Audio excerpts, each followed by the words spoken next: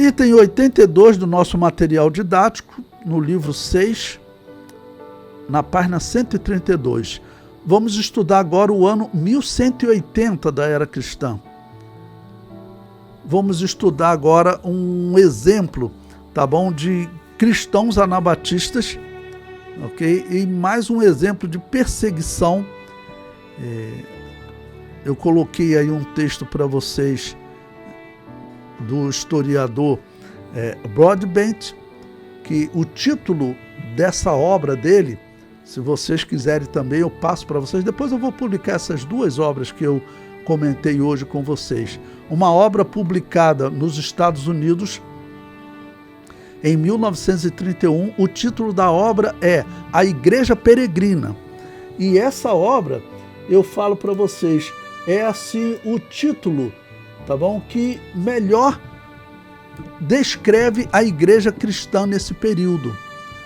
Porque a igreja cristã, ela é peregrina, ela está fugindo de um lado para outro. Agora nós vamos estudar um país que nós não citamos em nenhum momento anabatistas vivendo lá, que é a Bósnia.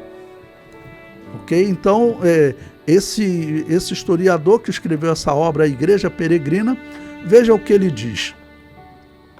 O título dos governantes da Bósnia era Ban.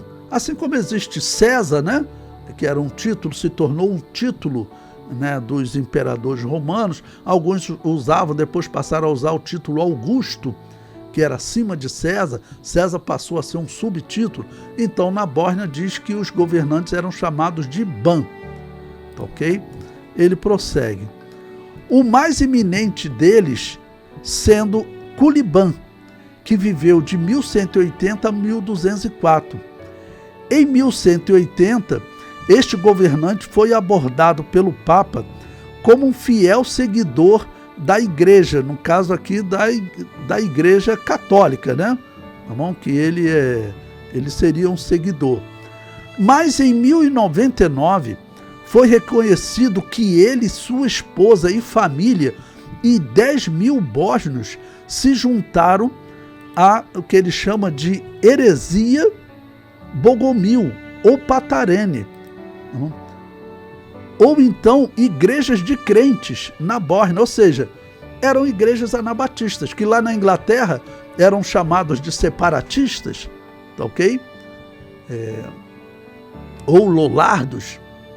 E na França, principalmente, na Itália, eram chamados de valdenses, eram diversos nomes que estavam sendo chamados. Aqui eles eram chamados de Bogomil ou Patarene, ou igreja de crentes. Igreja de crentes é muito bom, porque vamos considerar, quem é da Assembleia de Deus há bastante tempo, sabe que na década de 70, quando eu era jovem, né, os não crentes, normalmente católicos ou espíritas, chamavam os assembleianos de os crentes, Igreja dos Crentes. É um título interessante, né? É um título interessante. E veja que esse título é usado lá em 1199. 1199, e diz que o governador, o rei daquela região, ele aceitou a fé desses anabatistas, né, ou Bogomil, né, ou igreja de crentes. O historiador prossegue.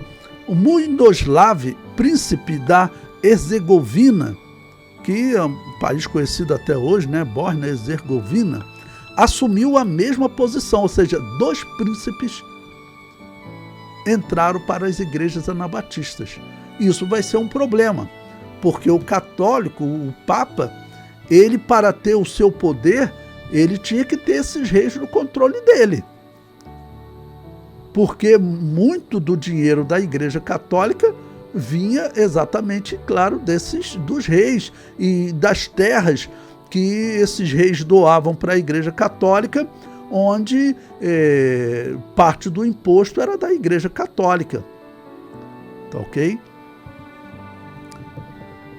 O historiador prossegue. O país deixou de ser católico e viveu um tempo de prosperidade que permaneceu proverbial desde então. Uma pausa aqui para explicar a vocês, irmãos. Vocês vão ver na história que os países que eles primeiro prosperaram na história. Mas foram os países que mais prosperaram na história.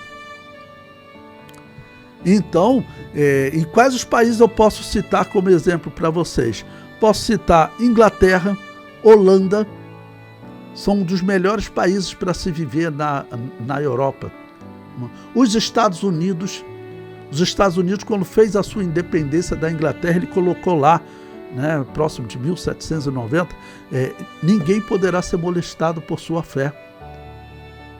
Então, esse historiador diz que a Bósnia, ela viveu um período em que ela se desenvolveu, ela prosperou, né, porque é uma promessa que nós aplicamos à igreja, né?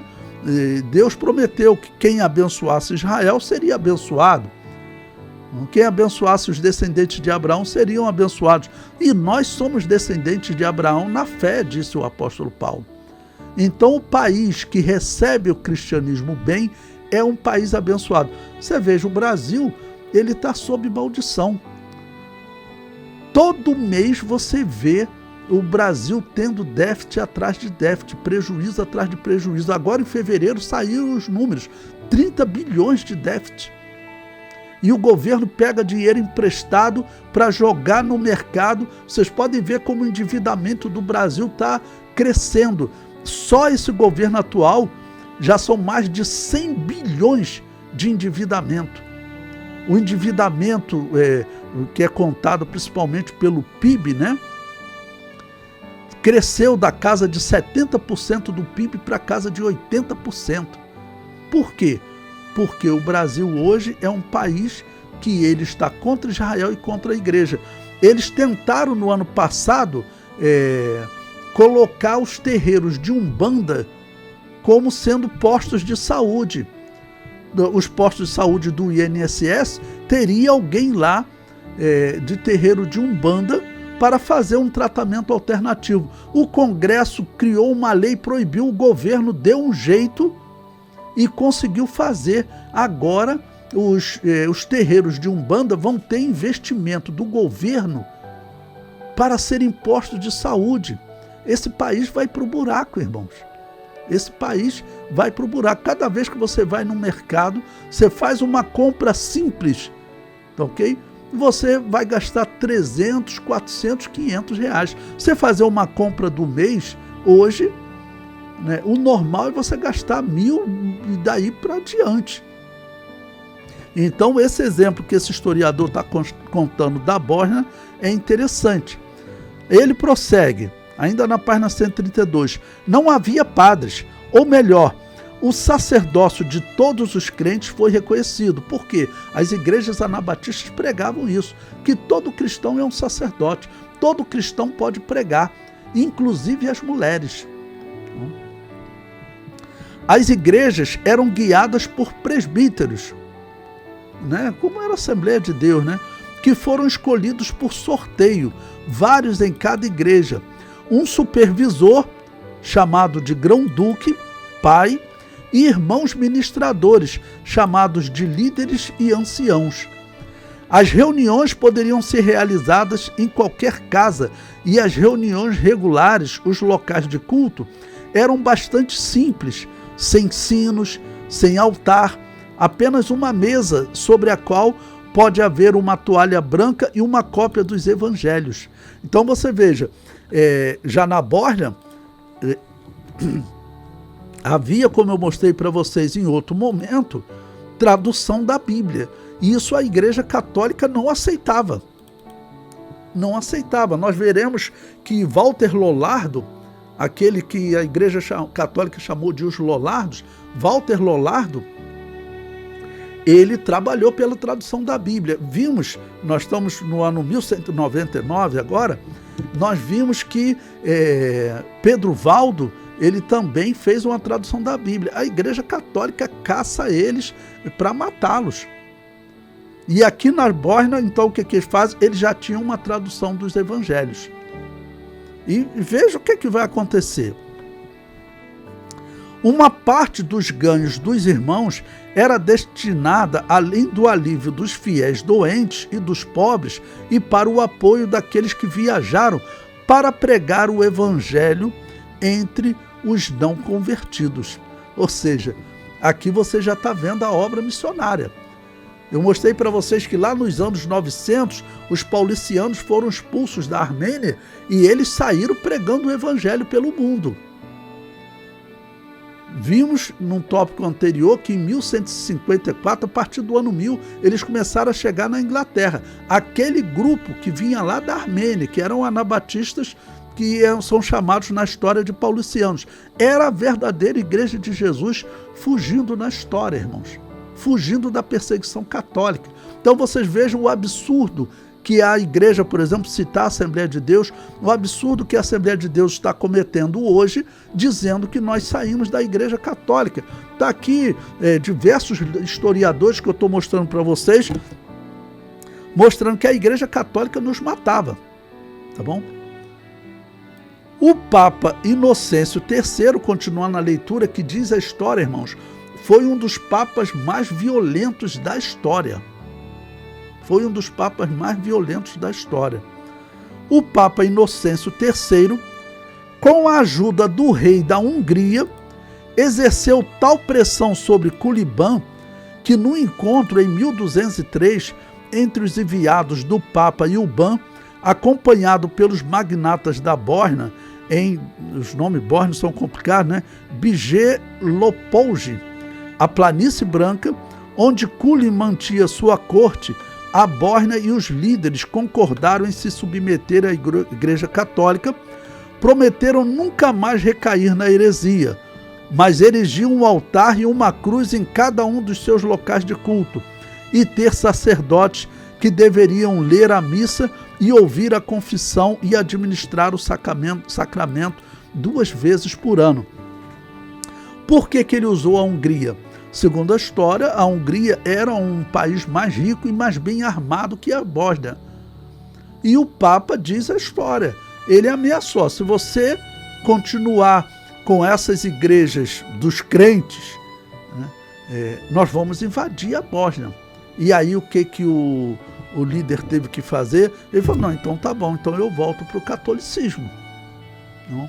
Mas o que ocorre? Nós vamos ver agora, esse historiador vai continuar contando, que o povo falou, olha, o rei pode ser católico, mas nós não queremos ser católico mais não, eles conheceram a verdade. Então as igrejas católicas ficavam vazias. E o que o Papa vai fazer? Vai ordenar a invasão do país. O historiador prossegue, olha, os hereges nunca mais seriam tolerados na Bósnia. No entanto, sob a pressão da ameaça de guerra, a Ban e os governantes do país fizeram tal acordo. As pessoas se recusaram completamente a aceitá-lo ou a ficar vinculados a ele, ou seja, o povo não quis voltar para o catolicismo. Quem conhece a verdade do evangelho, irmãos, ele prefere a morte. Por quê? Porque ele sabe que essa religião de purgatório e de invocação ao mundo dos mortos, essa religião, ele sabe que é a religião de Baal. Não existe dúvida disso. Por isso é que ele não aceita. Eu já falar, você tem que ir para um padre, você como pastor vai fazer um velório, você vai ter que invocar o mundo dos mortos para tirar aquela alma do purgatório. Eu falei, pode cortar minha garganta, mas eu não faço isso. Eu sei o que a Bíblia fala sobre isso. A Bíblia chama de abominação. Deus rejeitou o rei Saul quando ele participou de uma invocação ao mundo dos mortos. Que isso? Então o povo rejeitou. O comentário prossegue. Os irmãos na Bórnia tiveram comunhão com seus semelhantes crentes na Itália, no sul da França, na Boêmia, no Reno e em outras partes, chegando até a Flandres e a Inglaterra. Ou seja, esses irmãos que se converteram, né, por essa pregação dos anabatistas, eles tiveram que fugir. E eles tinham comunhão com diversas igrejas pela Europa. Isso aqui é uma história muito importante. Por isso que eu gosto de colocar o texto do historiador. Eu poderia parafrasear isso aqui tudo para vocês. É fácil parafrasear. Mas eu estou colocando o texto do historiador na íntegra. Eu coloco até texto de historiador católico.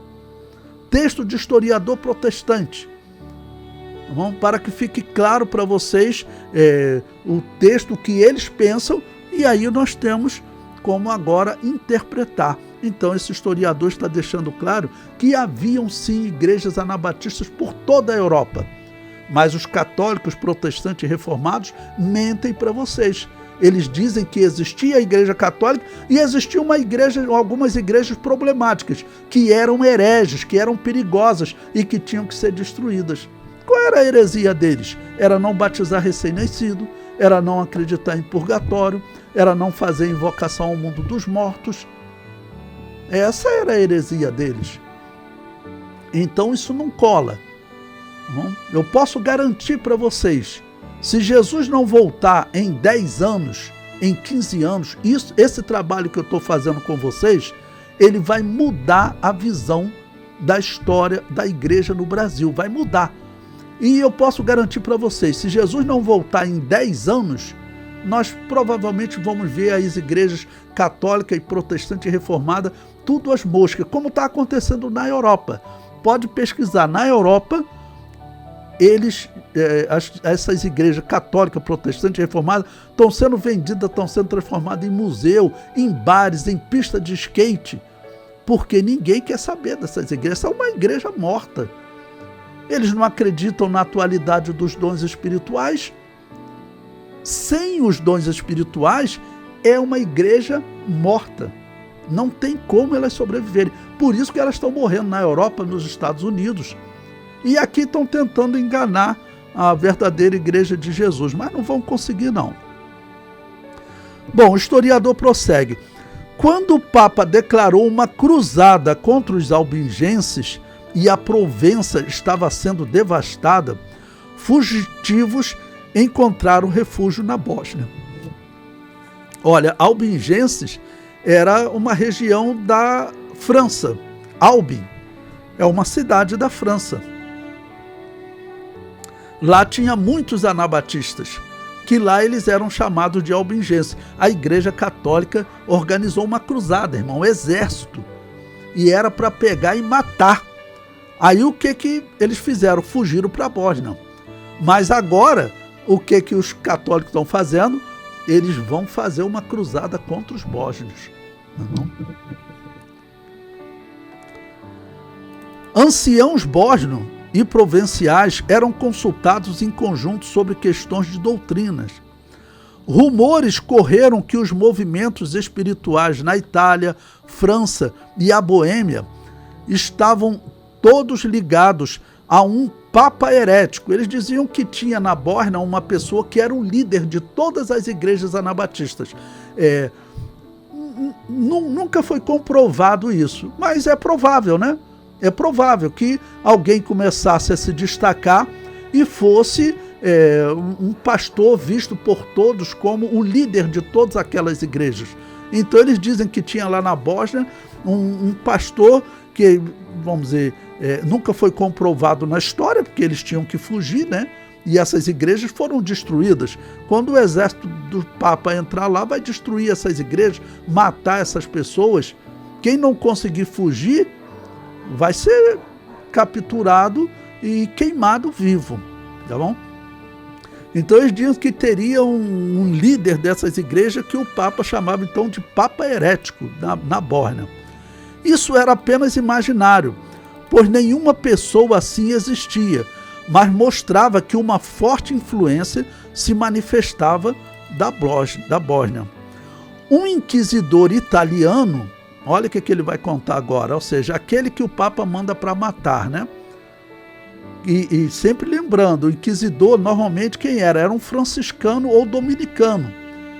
Esse Papa atual foi o primeiro a homenagear esse Francisco de Assis, que foi um matador de cristão. Os inquisidores eram matadores, eram eles que torturavam e queimavam, tá bom?